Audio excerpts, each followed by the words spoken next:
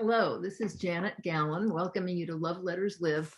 And today's guest is a friend of mine, David Brower, and actually also the son of one of my dearest friends in my life. And I'm so glad, David, that you and I kind of picked up the friendship and stayed with it.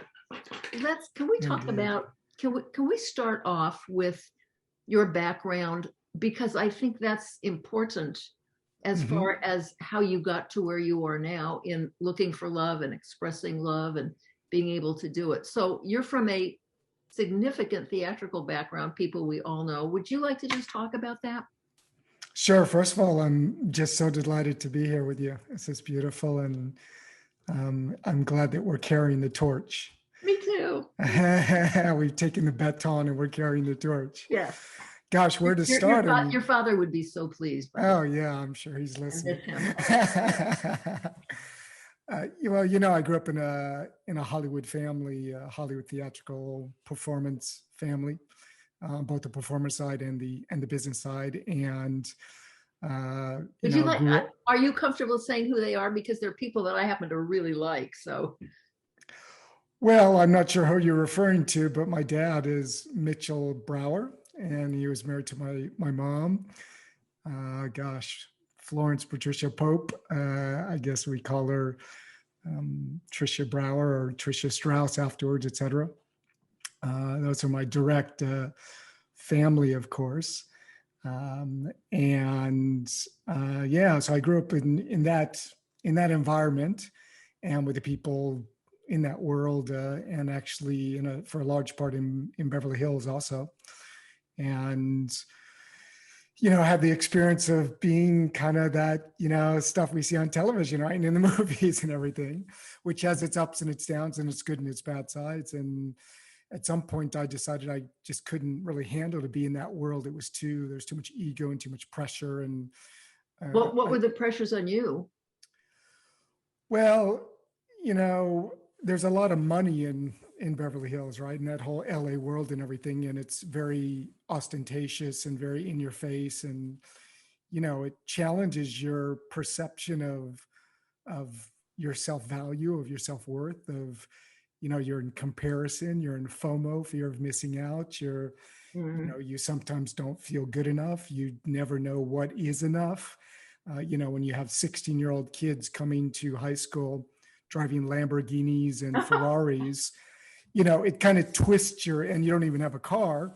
Yes. And it's not that you're poor, but the relativity of it is just, and this was before social media, right? Yes. So, but I think it plays a bit with your sense of self-worth So and your at value. some stage in your young life, you knew that you needed to be off on your own and define yourself.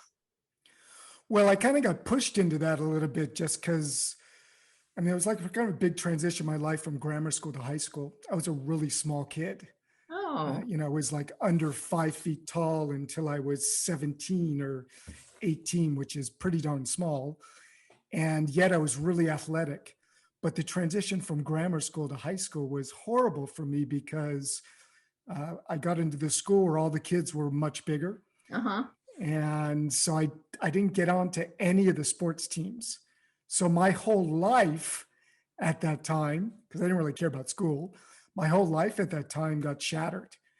And, I didn't meet any girls really anymore. My self-esteem just got ruined, right?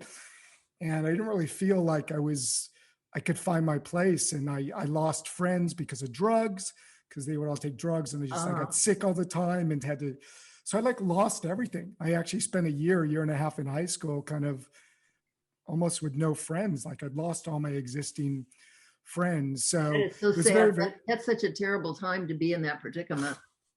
You know, horrible. I mean, they talk And about your formative years being 1 through 5 or something. I say nonsense.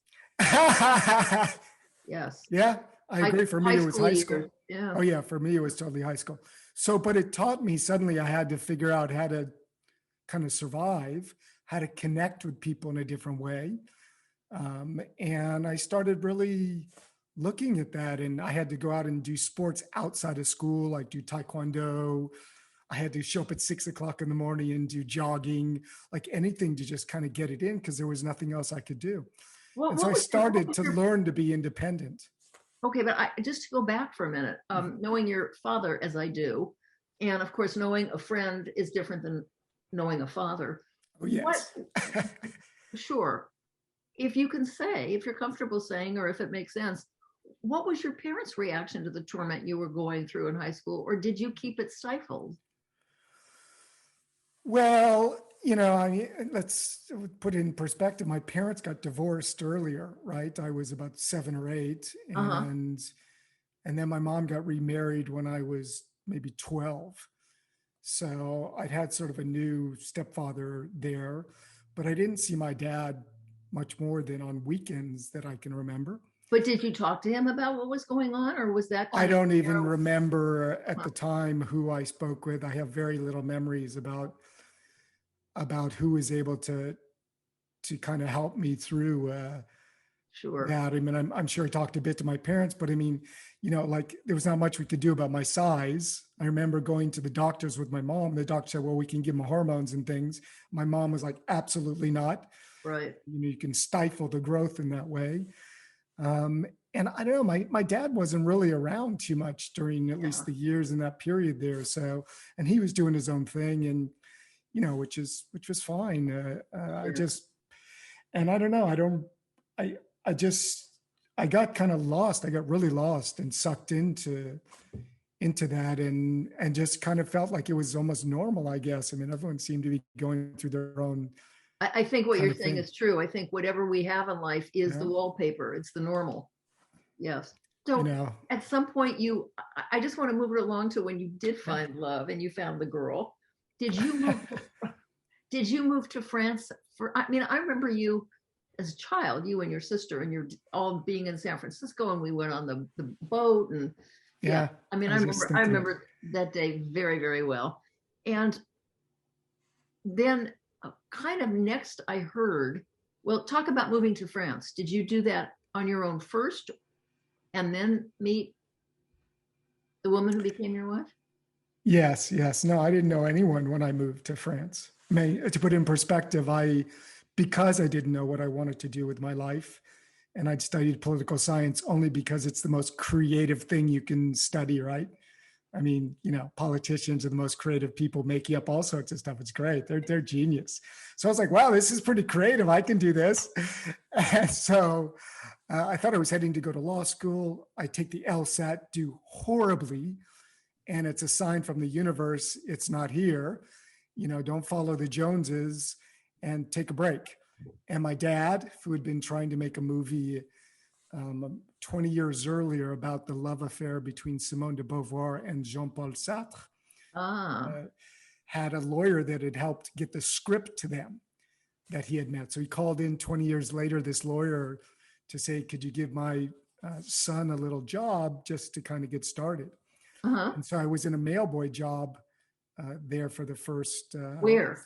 3 months in Paris. Oh, so okay, so Right. you went, uh-huh. So 3 weeks after I got out of college, I'm on a plane. I arrive in Paris, and I start with this job. After that, I took a little break, a little summer break, traveling with friends and stuff. And then when I came back, we actually I'd found a job in a company called the Wall Street Institute, which is an English teaching school, like the iconic English teaching school in France. And so there I was teaching in advertising agencies. So I would go to the agencies, the big American ones like DDB Needham and Gray and Rubicon and BBDO and all these kinds of things. And that's actually where I met the woman that I would marry.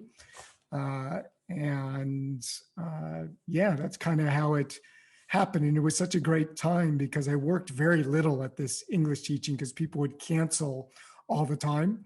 So I would have all this free time to just roam around Paris, hang out in cafes, speak with people, learn the language, listen.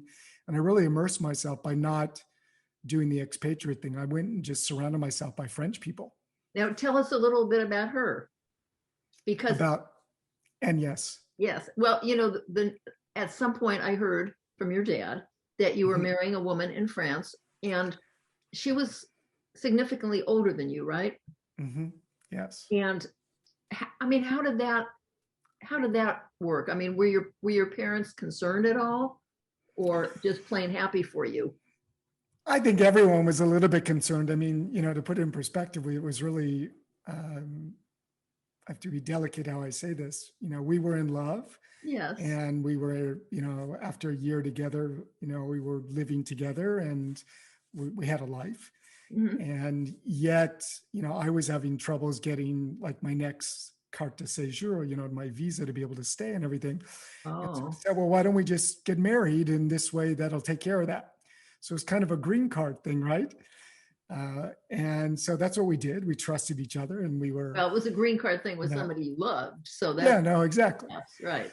But so much so that, and you probably heard about this, I mean, so much so that I told my whole family not to come to Paris for the wedding, because first of all, there wasn't really a wedding.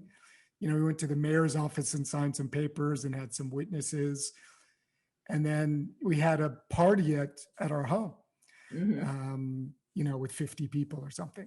I remember And that that. was it. There wasn't a big, kind of thing, but I literally told everyone not to come. And I remember fighting with my dad a bit about that. He's like, what are you talking about? And, I look back and I wonder if that was the right thing to do. I don't know, but that just shows you at what point really it was kind of seen from that perspective Well, at and the you were time. at an age where you were making your own adult man decisions. Yeah, we make your own So decisions, and I have a it question was it about, was risky. It was risky looking at you our mean difference of telling it. telling people Well, not to come? no, not that, but like our difference of age. Who knows what could happen? But I mean, this is what life is about. If you follow your heart and you trust in your soul and you take Okay, some so risks. I want to zero in So, on that, following your heart, because I can see from what you were saying, you talked about, well, in connection with the book you just written, and we can get to that in a minute. You talk about spending a large part of your life looking for love. hmm And yeah. that surprised me because you're such a lovable fellow. And I couldn't imagine that you just didn't find it every which way you turned. Now I hear you're talking about how it was in high school, and I can see that you were looking for love. Yeah, And I mean that makes sense now. And yeah. so you got married, and I know you had a wonderful life with this woman you loved. And then I saw, oh, I tell you, it broke my heart. I saw a post that you had put on Facebook that she left you. hmm And I thought, oh my goodness, this is just terrible. I mean, what happened? Why did she leave him? I mm assumed that meant she left you and maybe found somebody else, or I don't know what. And Yeah. then when we got together after that, in conversation, I realized that she had died. mm And that's how she left you. And it just broke my heart to hear this. mm I mean, the Yeah. ultimate Thank you. leaving. And talk about life from there and what yours was like. And you talk about looking for love again and trusting yourself, and hmm talk about all that, because that's important when people have lost a mate. Yeah. Um, I don't know, I have a very close friend whose wife had died many years ago, and I was just trying to fix him up all the time with adorable women. And he finally said, I'm just not ready to move on. And there's an issue for you. How do people know when they're ready to move on? That's a very personal decision. Firstly, it's like Sure. no one can impose that upon you. No one But can, what are the you know, signs that you were? guide you along in that. For me, it's the desire to keep living life and loving life and savoring it and enjoying it. And I know being involved with someone romantically is a really important part of that for me. Yes. The whole high school episode of my life, I don't really look back on it like this so much now, but I did feel like that period of my life, like I didn't have any romantic love. Like I didn't have a girlfriend in high school. I mean, how screwed up is that, right? At least from my perspective. I Well, mean, I look think at me. I think a lot I'm of an people, I'm an okay looking guy. yeah, I can articulate, and I'm kind certainly of are. fun.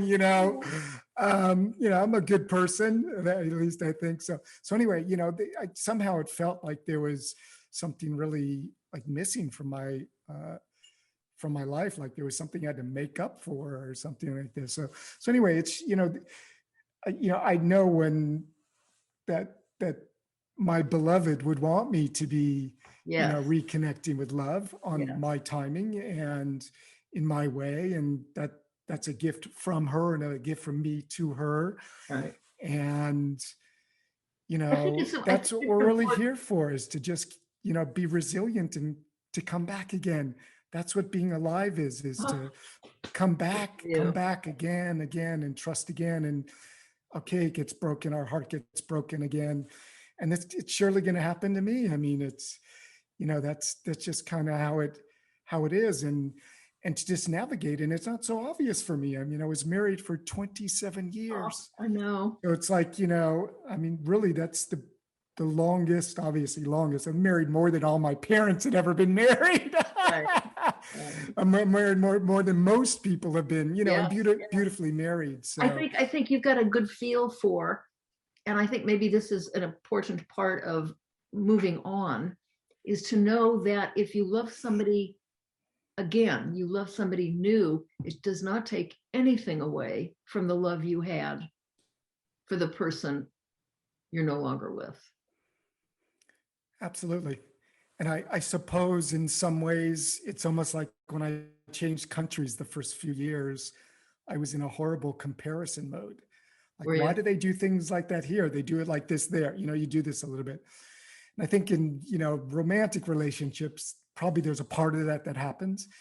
So it's a little bit of a mindset and an openness to Oh yes, say, that it's whole going to attitude. be different. It's Yes, going to that be whole different. attitude of, well, my Yeah. first wife never did that. Yeah. No, you're like, that's like the worst thing you could say to somebody, Right. or do some kind of comparison thing. I mean, maybe think it, but even that, I mean, because we're all different. This said, what I feel is most interesting is, there are so many qualities that I loved about the woman, the human, the soul that I was with. Uh-huh. And those are qualities that I still would like to have in somebody.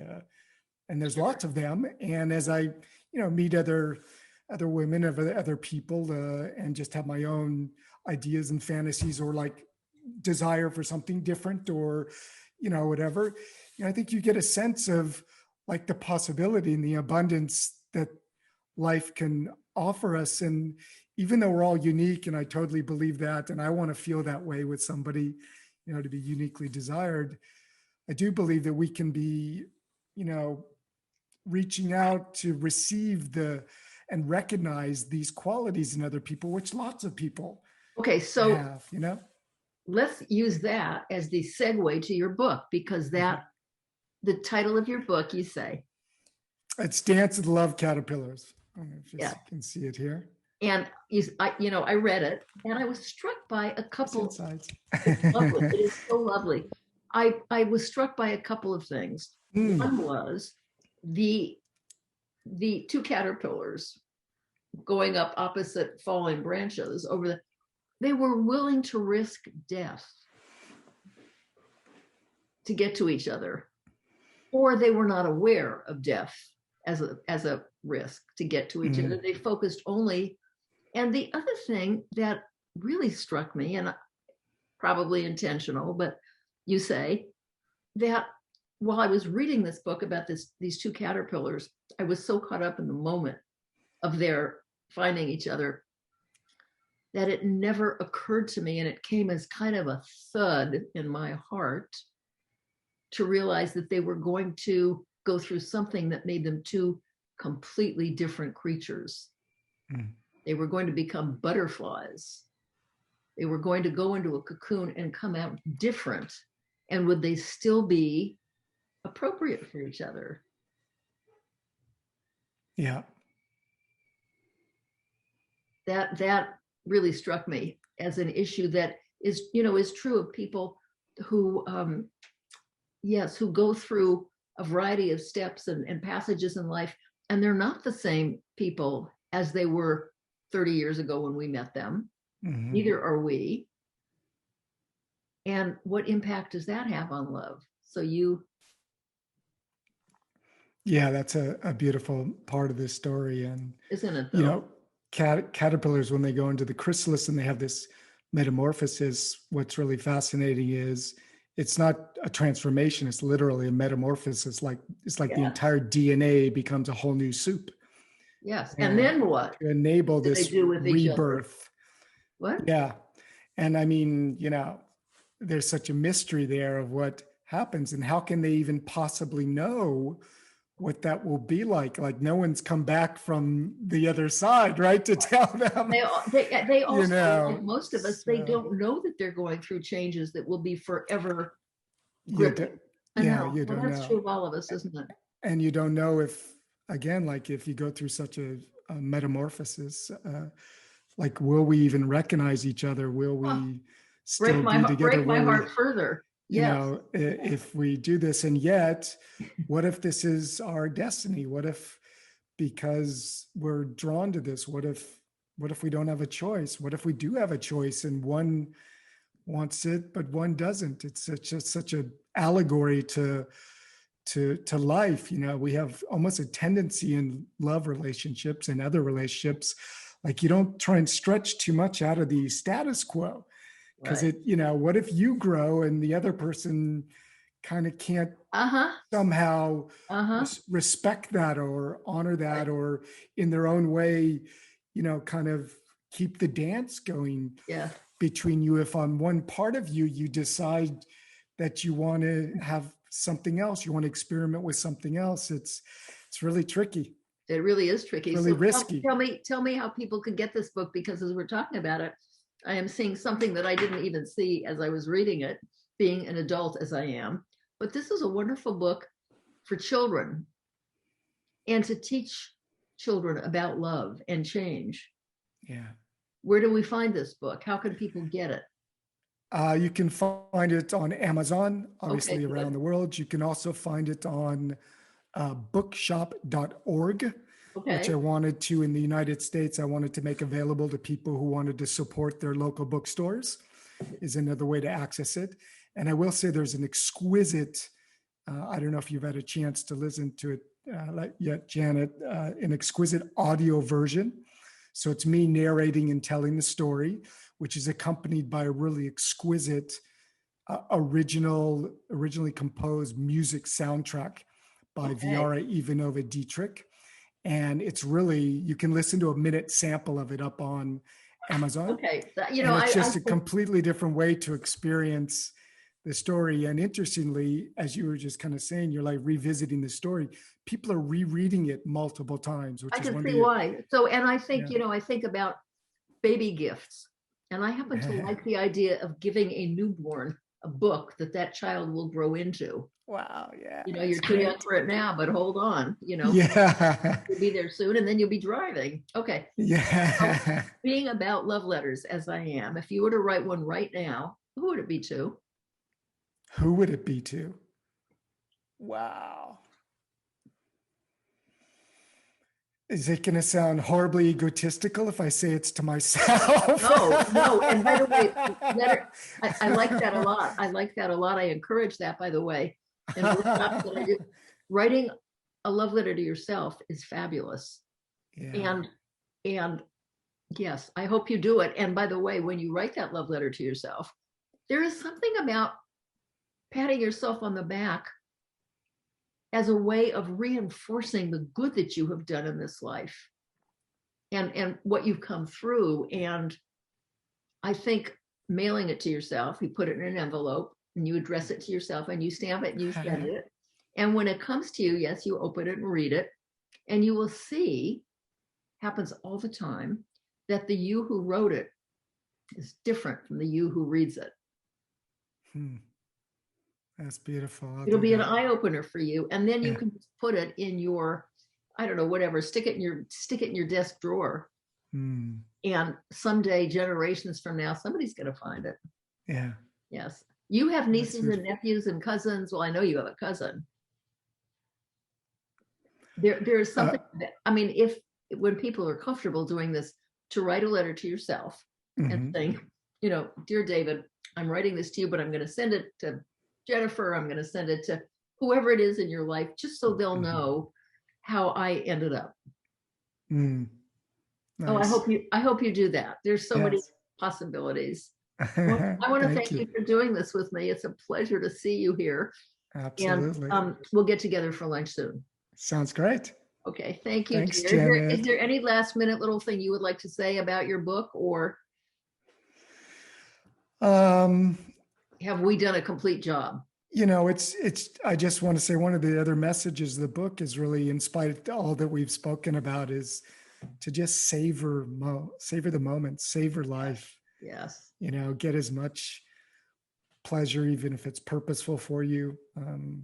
That's a performant life for me, really, is just savor, savor, savor. We just never know for ourselves and others what Yes. can happen. So, I read something just actually today. I found it among my papers, and it said it's never it's always the right time to do a kindness, because you mm, never know when it will be too late. And I think that is true of, ourselves also. We've got to be kind of charitable. yeah. Okay, thank you. You've become a wonderful man, I'm happy to Oh, say. And that's I'll very talk to you kind. Thank later. you. Okay. Thank you. Mwah. Cheers. Bye. Bye.